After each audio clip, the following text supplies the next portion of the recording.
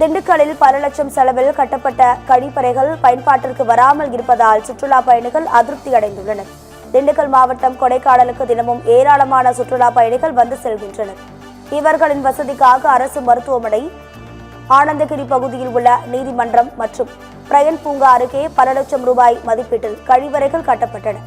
ஆனால் இவை பயன்பாட்டிற்கு வராமல் இருப்பதால் சுற்றுலா பயணிகள் அவதியடைந்துள்ளனர்.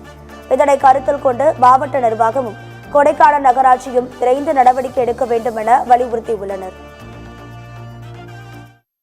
சில்வர் ஃபால்ஸ் இருக்குங்க. சில்வர் ஃபால்ஸ் கிட்ட ஒரு டாய்லெட் கட்டி இன்னும் திறக்காம இருக்குது. அதே மாதிரி லேக் ரோட்ல ஒரு டாய்லெட் கட்டி இன்னும் வரையும் திறக்காம இருக்குது. அதே மாதிரி கோர்ட்டு கிட்ட ஒரு டாய்லெட் கட்டி இன்னைக்கு வரையும் திறக்காம இருக்கு. இது எல்லாமே மக்களோட வரி பணத்துல கட்டி கிட்டத்தட்ட வருட கணக்குகளா மூடியே இருக்குது. அதே மாதிரி லேக் ரோட்ல பாத்தீங்கன்னா அங்கேயும் டூரிஸ்டுகள் அதிகமா வராங்க. லேக்கை சுத்தியுமே எந்த கழிப்பிட வசதியும் இல்லாதனால எல்லாரும் பொது வழியை பயன்படுத்துறதுனால ரொம்ப அசுத்தங்களும் ஏற்படுது. கொடைக்கானல்ல பாத்தீங்கன்னா எந்த ஒரு அடிப்படை வசதிகளுமே கிடையாது. சுற்றுலா பயணிகளுக்கு உண்டான அடிப்படை வசதிகள் குறிப்பா பாத்தீங்கன்னா கழிப்பறை எல்லா இடத்துலயும் கட்டி வச்சிருக்காங்க. மக்கள் பயன்பாட்டுக்கு இன்னும் வரல.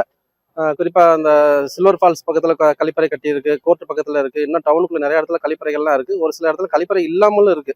இதெல்லாம் நடவடிக்கை எடுத்து உடனடியாக மக்கள் பயன்பாட்டுக்கு கொண்டு வருமாறு கேட்டுக்கொள்கிறோம்.